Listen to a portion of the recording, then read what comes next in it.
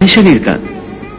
ये याद रखो कि मन शरीर का हिस्सा है, उसका आत्मा से कोई संबंध नहीं। आत्मा यदि रथ में बैठा हुआ रथ का स्वामी है तो मन शरीर रूपी रथ का सारथी है।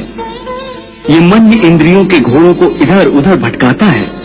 कभी यौवन के आवेश में यही चंचल मन मनुष्य को इस भ्रम में डाल देता है कि वो सर्वशक्तिमान है, वो सब कुछ कर सकता है, वो यहाँ का राजा है जिसके आगे हर कोई झुक जाने पर विवश है और जिसे हर कोई प्रणाम करता है। जिस तरह दीपक की बाती को दीपक तले छुपा अंधेरा दिखाई नहीं देता, उसी तरह जवानी को उसके पीछे छुपा बुढ़ापा और कमजोरी दिखाई नहीं देती। परंतु जब शरीर के दीपक में यौवन शक्ति का घी जल जल कर समाप्त होने लगता है और दीपक तले छुपा अंधेरा बढ़ने लगता है तो मनुष्य घबराकर चिल्लाने लगता है, मैं बीमार हूं।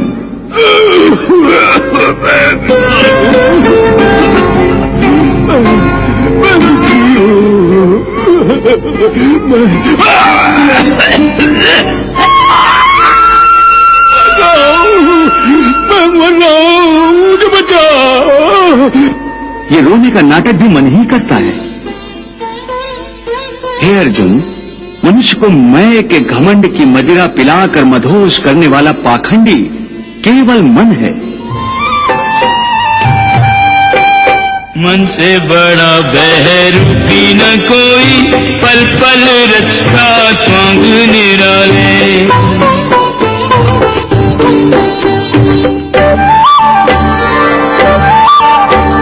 माया ममता में उलझा रहे वो, पड़ जाए जो मन के पाले। मन के बहकावे में ना, मन के बहकावे में ना, मन राह भुलाए भ्रम में डाले। मन के बहकावे में ना, मन राह भुलाए भ्रम में डाले। तू इस मन का दास न बन, इस मन को अपना दास बना ले। तू इस मन का दास न बन, इस मन को अपना दास बना ले। वाह प्रभु वाह! उसके हाथों में मोह माया का जाल है जिसे वो मनुष्य की कामनाओं पर डालता रहता है और उसे अपने वश में करता रहता है। ये मन शरीर से भी मोह करता है, अपनी खुशियों से भी मोह करता है और अपने दुखों से भी। खुशियों में खुशियों से भरे गीत गाता है तो दुख में दुख भरे गीत गुनगुनाता है।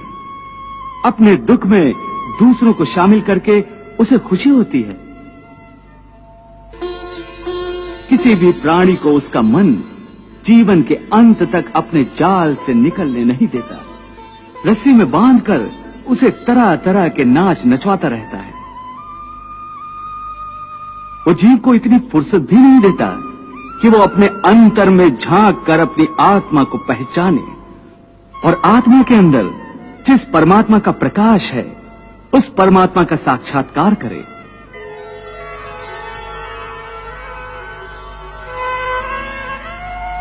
हे संजय, अपने परमात्मा की प्राप्ति की इच्छा प्रत्येक मनुष्य को होती है। मेरे मन में भी ये इच्छा है, परंतु परमात्मा का साक्षात्कार मुझे आज तक नहीं हुआ। कैसे होगा महाराज? क्यों? मैं अंधा हूं इसलिए? नहीं महाराज, अपने प्रभु के दर्शन के लिए तन की नहीं मन की आंखों की आवश्यकता होती है। परंतु आपने तो अपने अंतर चक्षु बंद कर रखे हैं, फिर आपको प्रभु का साक्षात्कार कैसे हो सकता है?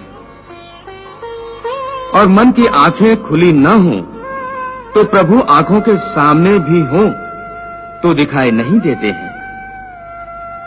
प्रभु, ये संजय कैसी उलझी उलझी बातें कर रहा है। जो उसके मन में है उसे स्पष्ट रूप से क्यों नहीं कहता? देवी, संजय ईश्वर पर आस्था रखता है, वो भगवान श्री कृष्ण का भक्त है, और दूसरी ओर वो महाराज धृतराष्ट्र का सेवक भी है। इसलिए उसे अपनी भक्ति और अपना सेवा धर्म दोनों ही निभाना पड़ रहा है। ना तो वो अपने भगवान श्री कृष्ण के प्रभुत्व के विरुद्ध कुछ कह सकता है, और ना ही अपने स्वामी महाराज धृतराष्ट्र की इच्छा के विरुद्ध। इसलिए वो खुलकर कुछ कहना नहीं चाहता। इस दुविधा के होते हुए भी संजय ने बड़ी चतुराई से सच बात कह दी कि भगवान के दर्शन के लिए तन से कहीं अधिक मन की आंखों की आवश्यकता होती है, और महाराज धृतराष्ट्र तन और मन दोनों आंखों से अंधे हैं।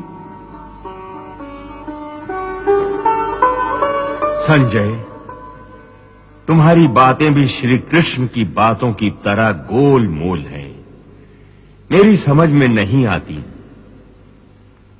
तुम मुझे ये बताओ कि इस समय कुरुक्षेत्र में क्या हो रहा है?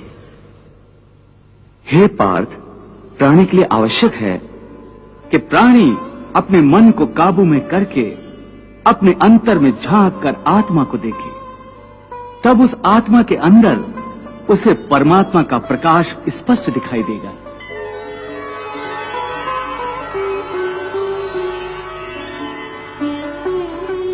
उसी को परमात्मा का साक्षात्कार कहते हैं। तुम तो कहते हो कि अपने अंतर में झांक कर आत्मा को और उस आत्मा में प्रकाशित परमात्मा को पहचानो, अर्थात आत्मा से अलग कोई और है जो आत्मा को पहचानेगा। ये किसको कह रहे हो कि आत्मा को पहचानो? कौन पहचानेगा अंतर की आत्मा को? तुम्हारा मन। मन? हाँ, तुम्हारा मन। परंतु तुम तो कहते हो कि मन माया के भ्रमजाल में फंसाकर प्राणी को बहुत नाच नचाता है, फिर वह आत्मा और परमात्मा क्यों ले जाएगा? तुमने ठीक प्रश्न किया अर्जुन। उसका उत्तर यह है कि जब तक तुम अपने आप को मन और विषयों के अधीन रहने दोगे, तब तक वो तुम्हें नाच नचाता रहेगा। हे पार्थ, मनुष्य का शरीर एक रथ की भांति है।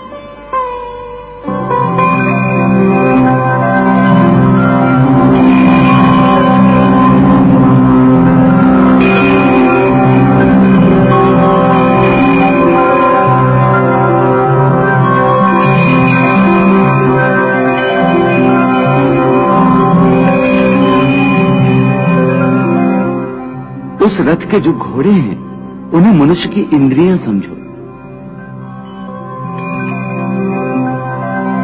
जैसे आंख, नाक,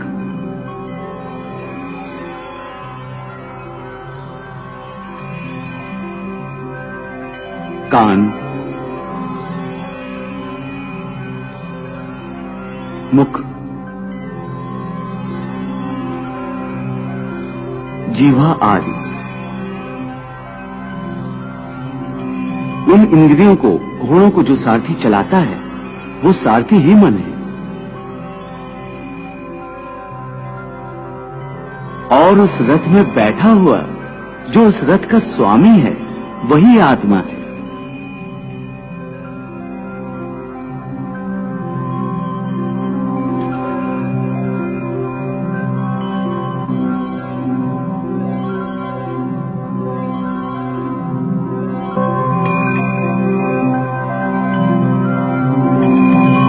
मनुष्य की इंद्रियां अपने विषयों की ओर आकर्षित होती रहती हैं।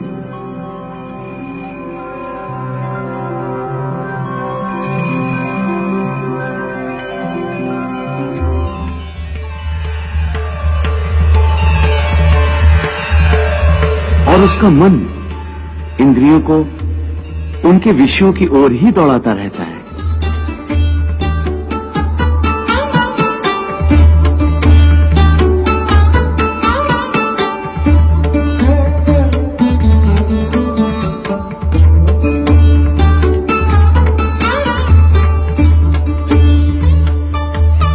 ये तभी तक हो सकता है जब तक जीवात्मा अपने मन को अपने काबू में ना लाए।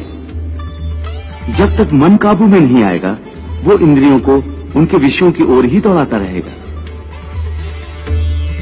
विषय